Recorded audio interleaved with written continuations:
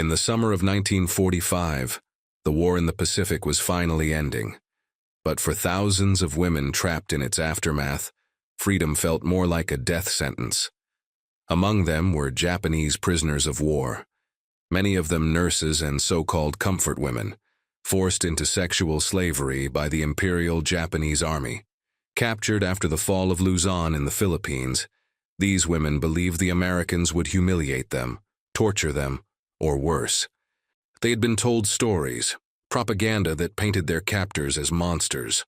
So when a U.S. Army truck rolled into their makeshift camp carrying wooden crates marked USO relief supplies, the women didn't see salvation. They saw another trap. What they didn't know was that inside those boxes wasn't food, wasn't medicine, wasn't weapons. It was something far more dangerous to their shattered sense of self. Lipstick. And it would change everything. Manila, Philippines, August 1945. The air was thick with humidity and the smell of burning debris. The city was still smoldering from months of brutal urban warfare between American forces and the retreating Japanese army. Buildings stood like broken teeth against the skyline, their walls pockmarked with bullet holes and blackened by fire. The Battle of Manila had been one of the bloodiest urban battles of the Pacific War, leaving over 100,000 civilians dead and the city in ruins. In a dusty clearing on the outskirts, surrounded by hastily erected barbed wire fences and armed guards, sat a group of 37 Japanese women. They were prisoners, technically, but they didn't look like soldiers. Most were in their 20s and 30s, wearing tattered uniforms or civilian clothes stained with mud and blood.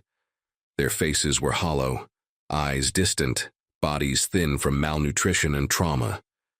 These were the forgotten casualties of war, women who had been dragged from their homes, their schools, their lives, and forced into a system designed to erase their humanity. Some had been nurses, tending to wounded soldiers on the front lines, their medical training twisted into service for an empire that saw them as expendable. Others had been teachers, students, factory workers, ordinary women whose lives had been upended by conscription notices that offered no choice, only orders. But the Imperial Army had another use for them.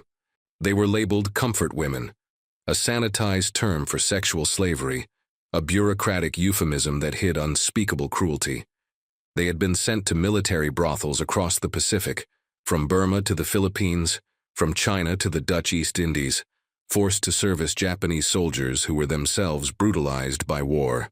The system was organized, documented, sanctioned by military command. It was slavery dressed up in official paperwork. Now, with Japan's surrender imminent after the atomic bombs dropped on Hiroshima and Nagasaki, these women found themselves prisoners of the very enemy they had been taught to fear. They had been captured during the American advance through Luzon, found in abandoned military installations, hiding in the jungle, or surrendering alongside retreating Japanese forces. They expected execution. They expected punishment. What they got instead was confusion. Lieutenant Margaret Sullivan stood at the edge of the camp, clipboard in hand, watching the women from a distance. She was a U.S. Army nurse, 32 years old, with sharp blue eyes and auburn hair pulled back in a tight bun beneath her cap. She had joined the Army Nurse Corps in 1942, driven by a sense of duty after her younger brother was killed at Pearl Harbor. She had seen her share of horrors during the war, tended to soldiers with limbs blown off, held dying men as they cried for their mothers, worked 18-hour shifts in field hospitals where the screams never stopped. But this was different. These women weren't soldiers. They were victims, and Maggie didn't know how to help them. She had tried speaking to them through interpreters, tried offering medical care, tried simply being present, but they looked at her with eyes that held no trust, only fear and resignation. They flinched when male guards approached. They refused to eat unless they watched someone else eat first, terrified of poison. They slept in shifts, never allowing themselves to be fully vulnerable. Maggie understood trauma. She had seen it in soldiers suffering from what they called shell shock, men who couldn't stop shaking, who woke up screaming, who stared at nothing for hours. But this was deeper. This was a trauma that went beyond combat, beyond survival. This was a trauma that had stolen their sense of self. Next to her stood Private James Chen, a 24-year-old Nisei soldier, second-generation Japanese-American, who served as the camp's interpreter. He was thin, with wire-rimmed glasses and a nervous habit of adjusting them when he was uncomfortable, which was often, especially here. James had grown up in California, in a small farming community, where his parents had built a life from nothing. When the war started, his family had been sent to an internment camp, labeled enemy aliens, despite being American citizens. James had volunteered for the army to prove his loyalty, to show that he was American, not the enemy. He had served with the 442nd Regimental Combat Team, the most decorated unit in U.S. military history, made up entirely of Japanese Americans fighting to prove their worth. He had been transferred here because of his language skills, but every day felt like a betrayal. He understood the language these women spoke, but he didn't understand their silence. They barely looked at him when he tried to speak to them. To them, he was a traitor, a Japanese face wearing an American uniform. He was a living reminder of the complex, painful reality that ethnicity and loyalty were not the same thing. But they didn't see that. They saw only betrayal. Captain Robert Hayes approached, boots crunching on gravel. He was a no-nonsense officer, 40 years old, with a weathered face carved by years of military service and a perpetual frown that suggested he had seen too much and trusted too little. He had commanded prisoner camps before, dealt with captured Japanese soldiers who sometimes chose suicide over surrender, who had been indoctrinated to believe that capture meant eternal shame. But he had never commanded a camp like this. The women refused to eat unless they watched the guards eat first, testing for poison. They refused medical treatment unless a female nurse administered it. And even then, they often refused. They refused to sleep indoors, preferring the open ground where they could see anyone approaching from any direction. They spoke in whispers, if they spoke at all. They moved like ghosts, existing but not living. Hayes didn't blame them. He had read the reports. He had seen the documents captured from Japanese military installations, the bureaucratic records of the comfort women system, the cold, clinical language that described human trafficking and rape as logistical operations. He knew what these women had endured. He just didn't know how to make them believe they were safe now. How do you convince someone that the nightmare is over when they've learned that nightmares can be real? The Red Cross shipment arrived, Hayes said, nodding toward the truck parked near the camp entrance. Supplies for the women. Food, blankets, hygiene kits, standard relief package. Maggie nodded. Good. They need it. Some of them are malnourished, and the nights are getting colder. Hayes hesitated, his frown deepening. There's something else, some kind of morale package. Women's items. I don't know what exactly. The manifest just says reconstruction kits from the Red Cross Women's Committee. Maggie raised an eyebrow. Reconstruction kits? Some initiative from the Red Cross Women's Committee back in the States. Something about restoring dignity and preparing women for repatriation. I don't know the details. Just make sure they get distributed. Orders are orders. He walked away, leaving Maggie and Chen to unload the crates. Maggie sighed. Orders were orders, but she wondered if anyone back in the States had any idea what these women had been through, what they needed. Food and blankets made sense, but morale packages? Reconstruction kits? It felt tone-deaf, disconnected from the reality of this place. Inside the camp, the women sat in small clusters, speaking in low voices or not at all. They had formed a fragile community, bound by shared trauma and mutual protection. They looked out for each other, shared what little they had, and maintained a careful hierarchy that kept order in the chaos. Emiko Watanabe sat apart from the others, her back against a wooden post, staring at nothing. She was 28, but she looked older. Her face was gaunt, her eyes sunken, her hands trembling slightly even when she held them still. She had been a nurse once, in Osaka, before the war. She had wanted to help people, to save lives. She had studied hard, passed her exams, worked in a hospital where she learned to stitch wounds and set bones and comfort the dying. She had been good at it. She had been proud. Then the conscription notice came. She was needed, they said. The Empire needed nurses for the war effort. She would serve with honor. She believed them. At first, it was what she expected. She worked in a field hospital in Burma, treating soldiers wounded in the brutal jungle campaigns against British and Chinese forces. The work was hard, the conditions terrible, but she was saving lives. She was doing something that mattered. Then the orders changed. The army needed more comfort women. Nurses were educated, presentable, useful. She was transferred. She tried to refuse. They didn't care. Refusal meant execution for desertion. So she went. And everything that she was, everything that she had worked for, was stripped away. She didn't like to think about that time. She didn't like to think about anything. Thinking meant remembering, and remembering meant feeling, and feeling meant breaking. So she sat, staring at nothing, letting the hours pass like water. Near her sat Keiko Hayashi, the oldest of the group at 35. She had been a school teacher in Kyoto, teaching literature to young girls who dreamed of becoming poets and writers. She had loved her work, loved watching her students discover the power of words, the beauty of language. She had taught them about the great Japanese poets, about haiku and tanka, about the way a few carefully chosen words could capture the essence of a moment. Now she was here, trying to hold together a group of broken women who looked to her for guidance she didn't have. Keiko's face was hard, her jaw set, her posture rigid despite her exhaustion. She didn't trust the Americans. She didn't trust anyone. Trust was a luxury they couldn't afford. She had seen what happened to women who trusted the wrong people, who believed the promises, who let their guard down. She wouldn't make that mistake. She would protect these women, even if it meant protecting them from kindness that might be a trap. "They're bringing something," Harumi Sato whispered, nodding toward the truck. She was 30 with short-cropped hair that she had cut herself with a stolen knife, wanting to look less feminine, less vulnerable.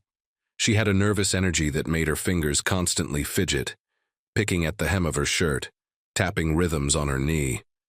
She couldn't sit still. Sitting still meant thinking. Keiko's eyes narrowed as she watched Maggie and Chen approach with a wooden crate. "Probably more lies," she said quietly. "More things they think will make us grateful." "Maybe it's food," Harumi said hopefully. "We could use food." "We could use a lot of things," Keiko replied, "but we won't get them from our enemies." "Are they our enemies?" Harumi asked. "The war is over. Japan surrendered." Keiko's expression hardened. "The war is never over for women like us." Maggie and Chen carried the first crate toward the women. The prisoners watched them approach with wary eyes, some standing, others remaining seated, all of them tense. Chen cleared his throat and spoke in Japanese, his voice careful, respectful. "We have supplies from the Red Cross, for you. Food, blankets, and other items. These are humanitarian supplies, not from the military, but from an international relief organization." No one moved. Keiko stood slowly, crossing her arms.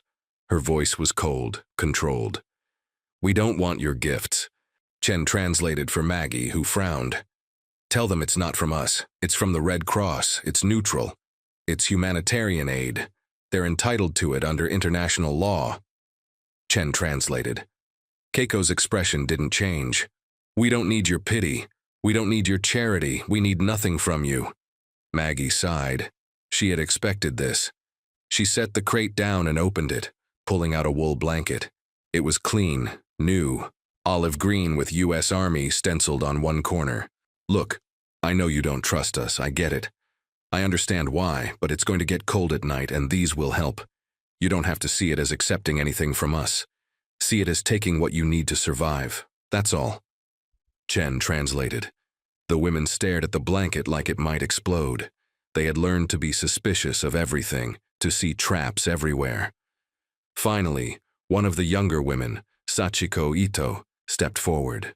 She was 22 with long black hair that hung in tangled strands around her face and eyes that hadn't focused on anything in weeks. She moved like a sleepwalker, present, but not present. She reached out slowly, her hand shaking, and touched the blanket. The fabric was soft, warmer than anything she had felt in months. Then she pulled her hand back as if burned, fear flashing across her face. Keiko put a hand on her shoulder, stopping her. "No, Sachiko. We don't accept anything from them. Not until we know what they want in return." Sachiko looked at Keiko, then back at the blanket, then stepped back, folding into herself. Maggie felt frustration rising, but pushed it down. She couldn't force them. She couldn't make them trust her. Trust had to be earned, and she didn't know how to earn it. She set the blanket down carefully and stepped back. "Fine, but the supplies will be here if you change your minds. No conditions, no expectations, just supplies." She and Chen moved to the next crate, this one marked differently. The label read Red Cross Women's Committee, reconstruction kits for female POWs and displaced persons. Maggie pried it open with a crowbar and paused, confused. Inside weren't blankets or food or medical supplies. There were small fabric pouches, bars of soap wrapped in paper, wooden combs, small mirrors, and small tubes of lipstick. Bright red lipstick. Maggie stared at them, genuinely baffled. Lipstick? For prisoners of war? For women who had been through hell?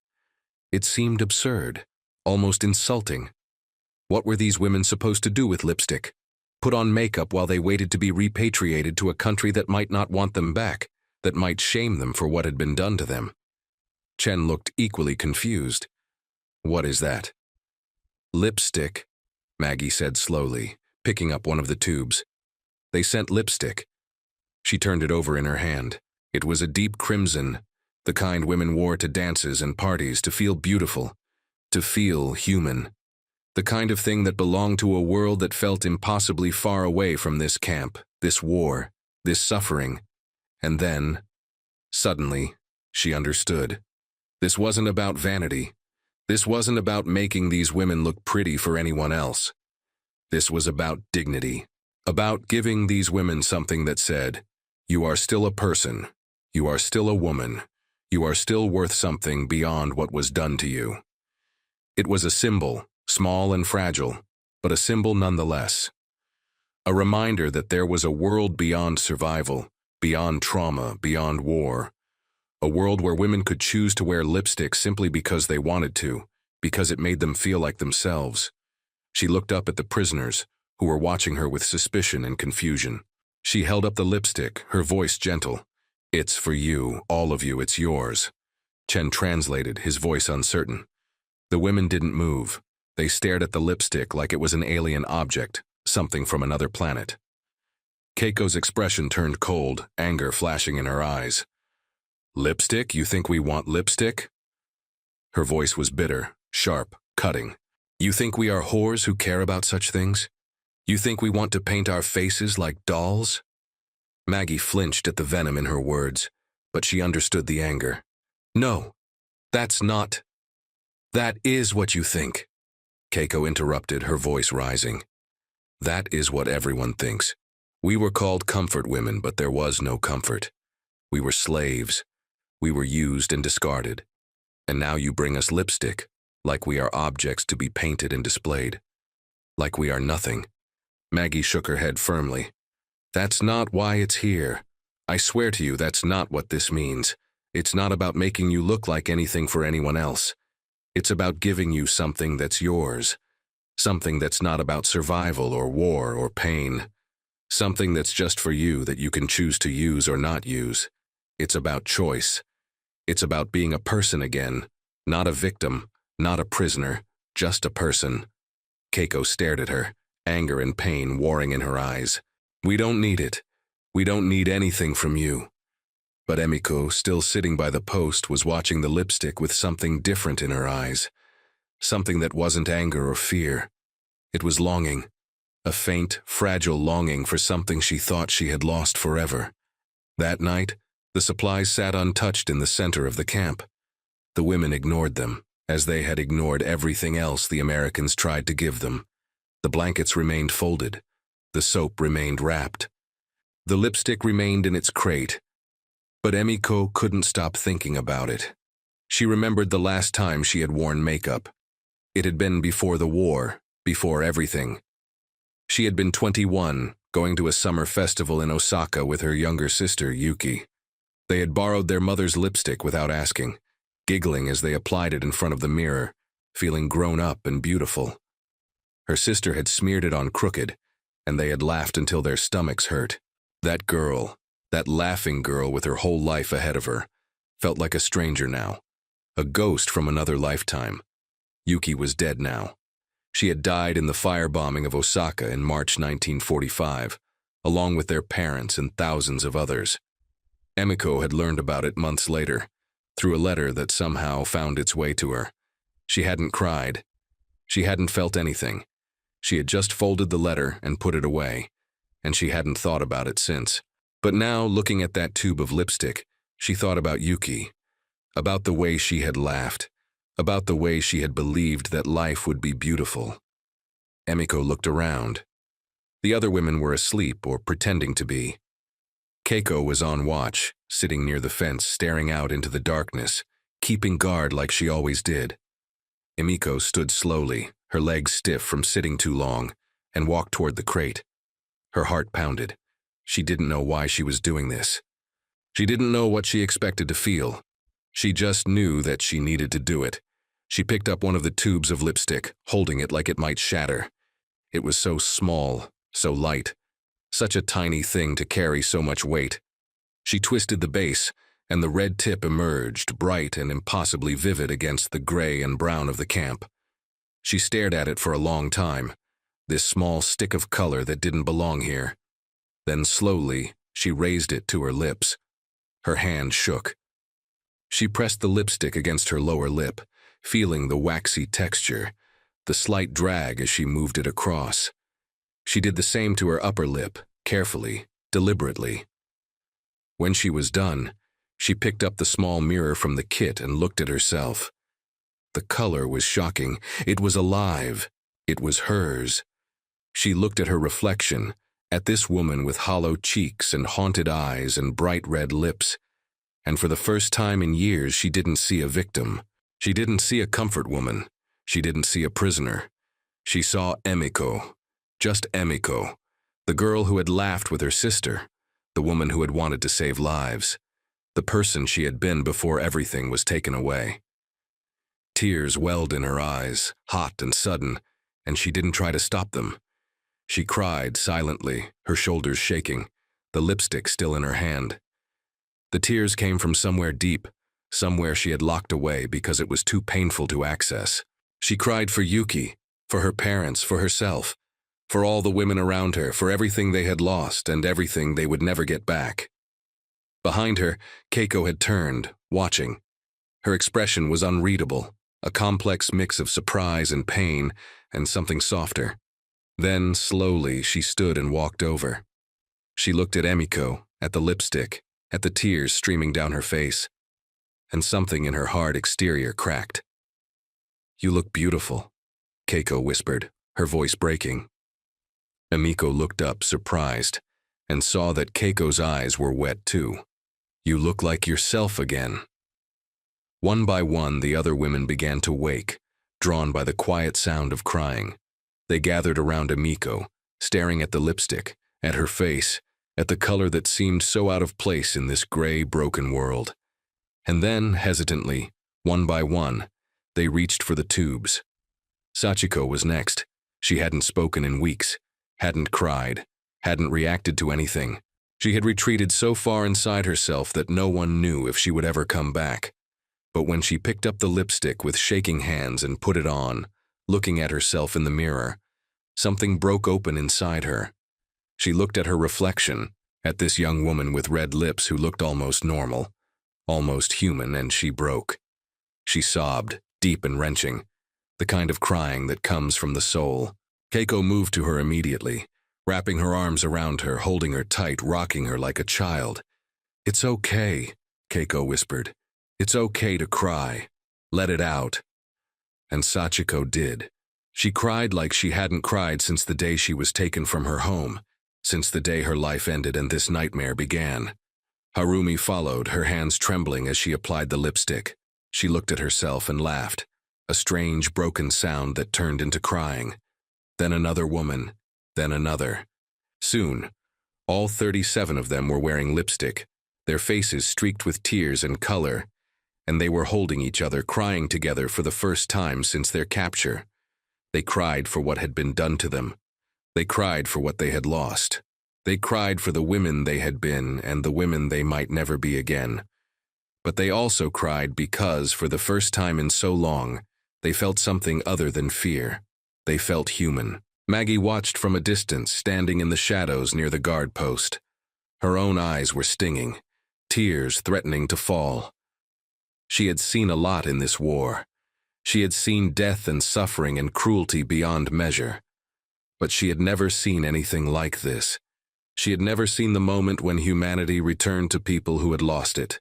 She pulled out her small leather diary, the one she had kept since the beginning of the war, and began to write by the light of a lantern. August 1945. Something extraordinary happened today. Something I don't think I'll ever fully understand. But I know I witnessed something important. We gave the Japanese prisoners lipstick. Just lipstick. Small tubes of red lipstick from a Red Cross care package. I thought it was absurd when I opened the crate. I thought, what are these women supposed to do with this? They need food, medicine, safety. They don't need makeup.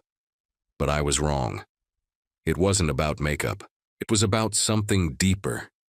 It gave them back something I didn't even know they had lost. Their humanity, their sense of self, their identity as women, not just as victims or prisoners or survivors. One of them, a woman named Emiko Watanabe, was the first to accept it. She put it on and she cried. She cried like her heart was breaking and healing at the same time. And then they all did. All 37 of them. They put on lipstick, and they cried, and they held each other. It was the first time I've seen them cry. The first time I've seen them look like anything other than ghosts. I don't know what happens to them next. I don't know if they'll ever truly heal from what was done to them. I don't know if they'll be welcomed home or shamed. I don't know if they'll be able to rebuild their lives. But tonight, in this camp, they looked like women again. They looked like people. And maybe that's enough for now. Maybe that's the beginning of healing. I hope so. The next morning, Captain Hayes walked through the camp for his daily inspection and stopped short. The women were sitting together in the morning sun, talking quietly, some of them even smiling, and every single one of them was wearing lipstick. The bright red color was startling against their pale, tired faces, but it was also beautiful. It was defiant.